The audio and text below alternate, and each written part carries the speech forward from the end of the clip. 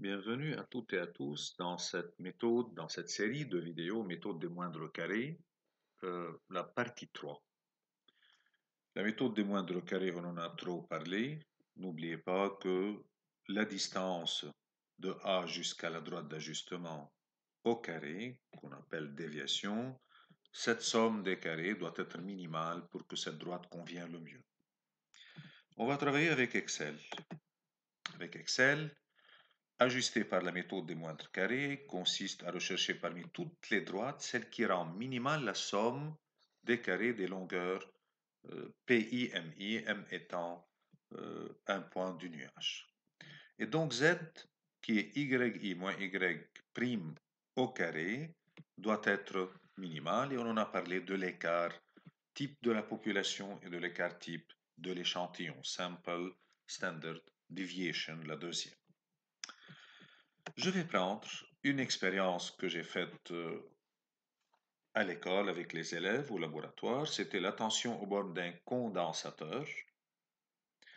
Ce condensateur chargé était relié à une bobine et l'interrupteur était basculé entre ce condensateur chargé et la bobine.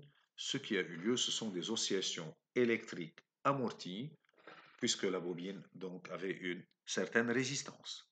Ce n'est pas ce phénomène que je vais étudier. Tout ce que je veux faire, c'est prendre les valeurs. Moi, j'ai fait au laboratoire plusieurs expériences. J'ai changé la résistance à chaque fois. Je vais prendre la quatrième expérience, disons. Voilà le tableau des valeurs. Je vais prendre ces valeurs qui sont là. J'ai pris peut-être 300 valeurs, je suppose. Bon, on va les prendre les 300, pourquoi pas, ça me donnera une idée meilleure. Voilà, jusque-là.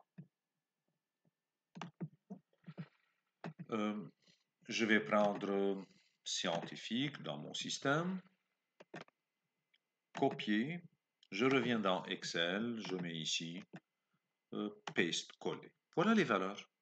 Bon, ça c'était quoi? C'était le temps, et il était choisi en secondes. L'autre, c'était la tension U aux bornes du condensateur en volts. Si je veux avoir une idée de l'évolution de UC en fonction du temps, insert, graphe.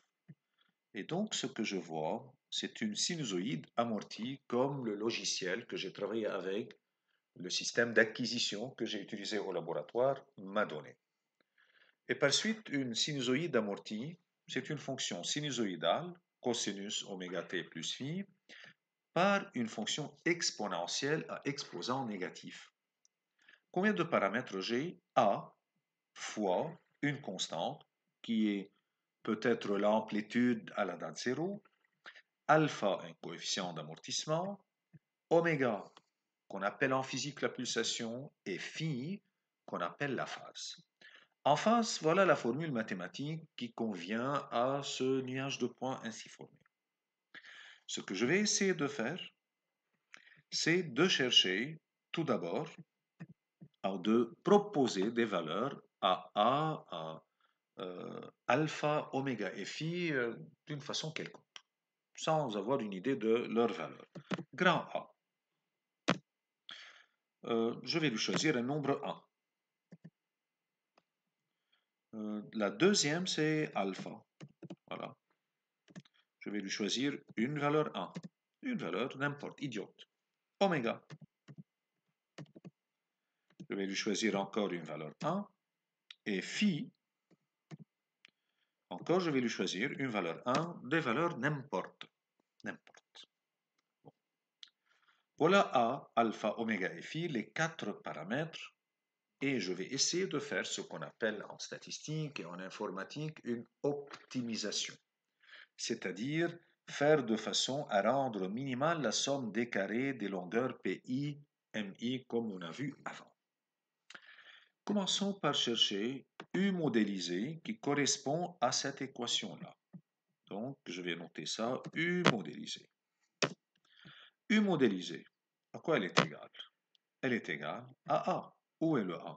Il est ici. Mais dans ce qui suit, je veux que cette cellule soit absolue, qu'elle ne se déplace pas, que j'obtienne toujours cette même cellule, deuxième ligne, deuxième colonne, c'est-à-dire F2. Alors, je mets dollar avant le F, dollar avant le 2. Je fixe et la colonne et la ligne. Voilà, j'ai fait. A fois, donc je mets fois, je vais travailler ici, exponentielle, EXP, de quoi? De moins alpha. Où est le alpha? C'est celui-là, mais je vais le fixer, c'est-à-dire mettre dollar avant, dollar après, fois t, qui est ce temps qui est là. Ça, c'est exponentielle fois cosinus de oméga. Où est le oméga? Il est celui-là. Mais je veux le fixer encore, dollar avant, dollar après, fois t par le temps, plus phi, qui est cette valeur, mais fixée. Je ferme la parenthèse, Enter.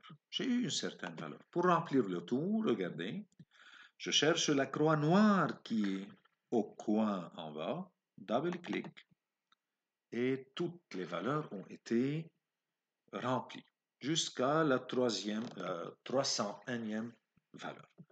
Je vais faire le graphe. Voilà. Insert. Voilà. J'ai eu un nouveau graphe. L'ancien, je vais l'enlever. Voilà le nouveau graphe. Je peux mettre un titre. Oscillation électrique. Libre. Voilà. Oscillation électrique libre. Bon, vous voyez, la modélisation, c'est cette ligne qui est orange. Je vais choisir format data.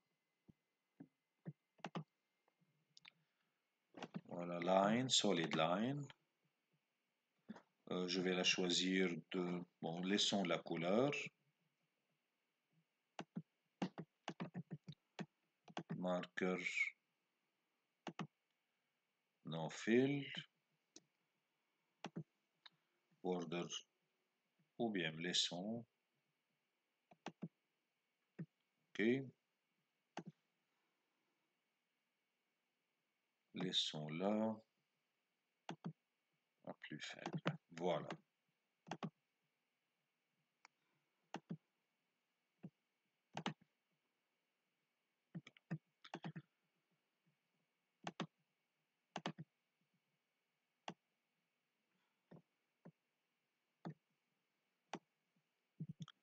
Bon.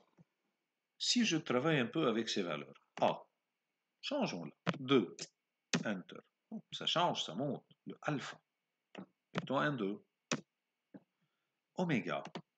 Je vais l'augmenter un peu. Je vais mettre 200. Voyons. Top. Ça commence à me donner une valeur qui est sinusoïdale.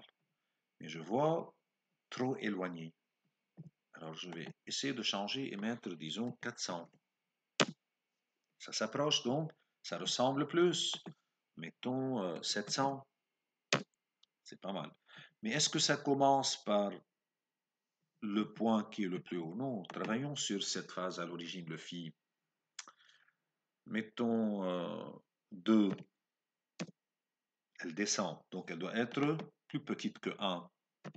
0.2, elle est meilleure. 0. Bon, mettons 3 ici. Ok, bon, ça va. Qu'est-ce que je vais faire? Moi, je sais que j'ai besoin de la différence au carré, de y moins y bar au carré leur somme. Alors, je vais appeler ça SSD. Avant de faire SSD, je vais faire ce carré de cette déviation. Comment je le fais? C'est égal, je peux mettre une parenthèse, la valeur réelle, moins la valeur prédite au carré. Donc, chapeau de Enter. Double-clic, j'ai rempli. Le SSD, Standard Deviation, c'est égal à la somme de tous ces nombres. Regardons ici.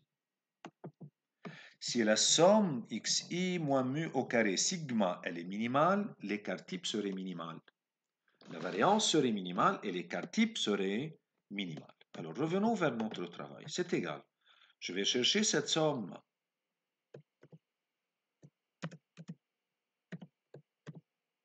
Somme. De quoi? De ces valeurs, de là jusqu'à la fin. Oui, voilà, jusqu'ici. Et je mets Enter. Ça, c'est la somme des carrés. Ça, c'est la somme des carrés de ces distances-là, qui sont ici. Je veux qu'elles soient minimales. Travaillons sur alpha. Mettons 4. Enter. Hop, elle a diminué, 2000. Je vais mettre ici, disons, 800, disons, je ne sais pas. Elle a diminué, 2100. Là, si je mets 0.4, ok. Le A, disons 3.8. Bon, ça change. Le but, c'est de minimiser celle-là. Est-ce que je vais m'amuser toute la journée à mettre des valeurs pour qu'elles soient minimales? Non. Regardez ce qu'on va faire. Dans Data, il y a, si moi je l'ajoute, ce qu'on appelle Solver. Par défaut, il ne vient pas par Excel. Qu'est-ce que je fais? Je rentre dans File,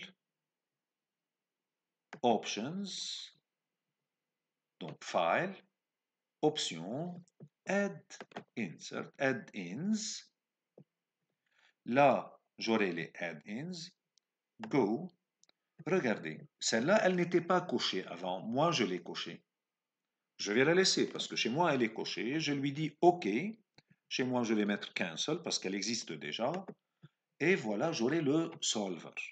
Donc, si vous voulez que je répète rapidement, File, Options,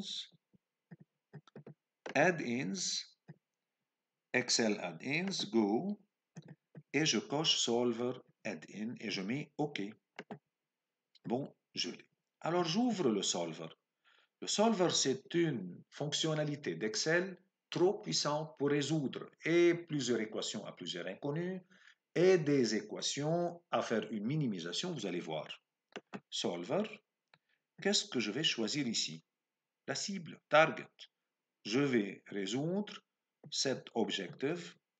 Je veux que cette cellule-là, voilà, $F, $8, soit minimale. Je veux que celle-là soit minimale. Alors, qu'est-ce que je fais? Set objective to quoi? To minimum.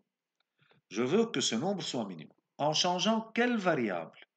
Et bon, je choisis ces 4 nombres qu'il doit lui travailler avec. C'est tout ce que j'ai à faire. Je choisis quel nombre je veux ici, par exemple, le minimiser. Et en travaillant sur quelle cellule, c'est ce que je choisis. Je lui dis solve. Il me dit return to solver. Je lui dis OK. Regardez, la valeur était 2000, elle est devenue 0,9. Regardez la courbe d'optimisation. Elle est presque confondue et il m'a donné toutes les valeurs de A, c'est 4,13, de alpha 14,4, de oméga 929,6, de phi qui est 0,18. Et il m'a résolu ce problème d'optimisation en faisant quoi?